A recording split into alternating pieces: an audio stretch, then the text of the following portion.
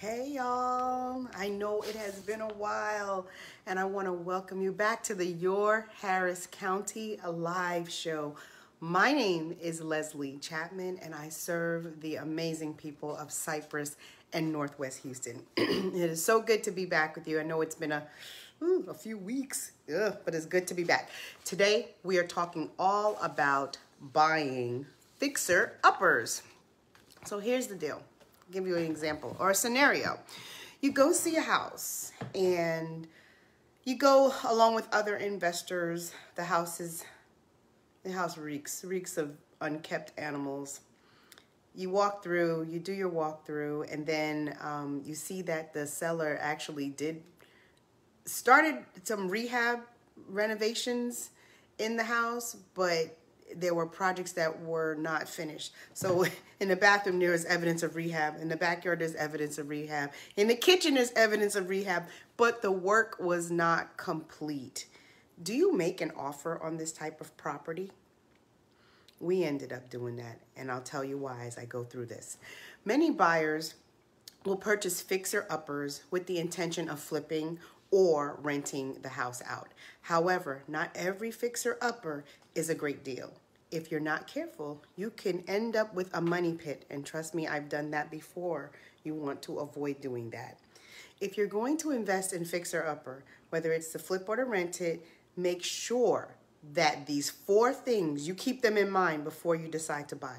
Number 1, location.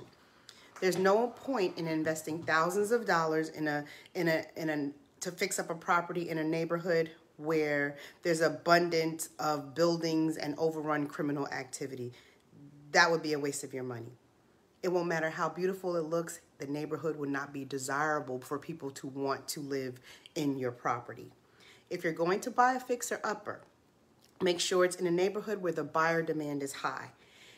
In the case of our situation, my husband and I, we prefer to we use a rifle approach in location. So we target specific areas where there is demand, and then we target homes in those specific areas. Number 2, the floor plan. When checking out a fixer-upper, pay attention to the floor plan. If the kitchen is upstairs, for example, and the only bathroom in the house is in the basement, you're going to have to do some serious rehabbing to get it functional for people to want to live there. And it's probably not worth the amount of money it will take to fix it that you might have made. So, think about that in the floor plan, the layout of the house that you're looking at. Number 3, the condition. There's a big difference in buying a house that needs to be repainted and buying a house that needs a roof replaced or foundation work done. Certain repairs are going to cost way too much, making the low price of the house totally irrelevant. So going back to that smelly house that I mentioned earlier, it only required cosmetic repairs. The roof had recently been replaced and there was no evidence of foundation issues upon our observation, and that was also confirmed when we had the house inspected after we made the offer. So even though it's smelly, we learned to look beyond that to see, we knew we could get the odor out eventually, and then we looked at the functionality of the home, what is the extent of the repairs, and we were comfortable making a decision to proceed with that property. The last point number 4, is configuration. The number of bedrooms and bathrooms do matter. It is a big deal breaker for any buyer. A 3-bedroom, 2-bedroom fixer-upper is going to be a lot easier to flip or rent than a 2-bedroom, 1-bathroom home. Keep this in mind when looking at various fixer-uppers to invest in.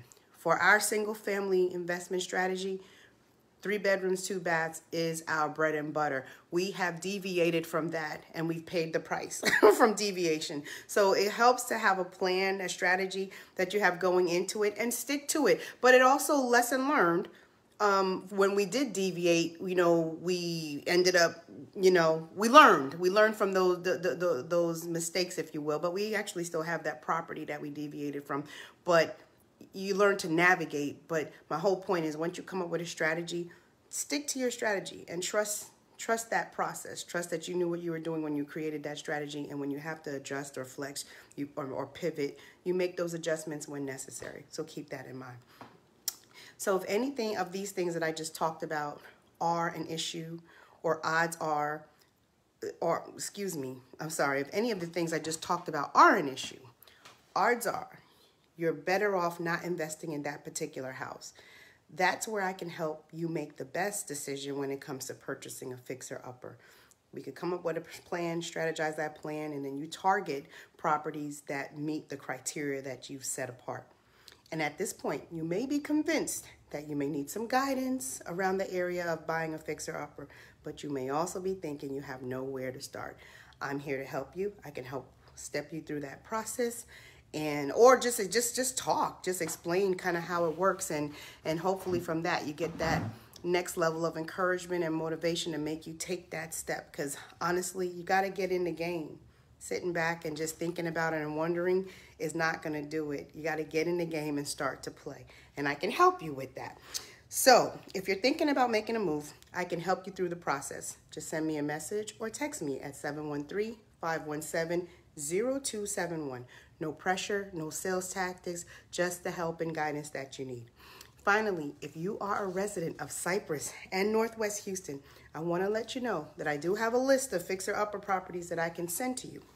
Send me a message with an email requesting to join, and I will add you to the distribution list. And also, this list is not relegated to folks who are local to Texas.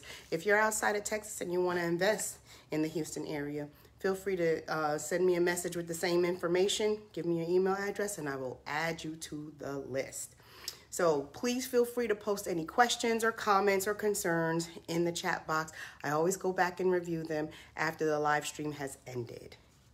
It's so good to be back with y'all, and I promise to be more consistent. I had to take a little bit of a hiatus and regroup, but I'm back and refocused. So if there are no other questions here while we're live, I will answer them in the chat in the future. Y'all take care, and I'll see you next week. Bye.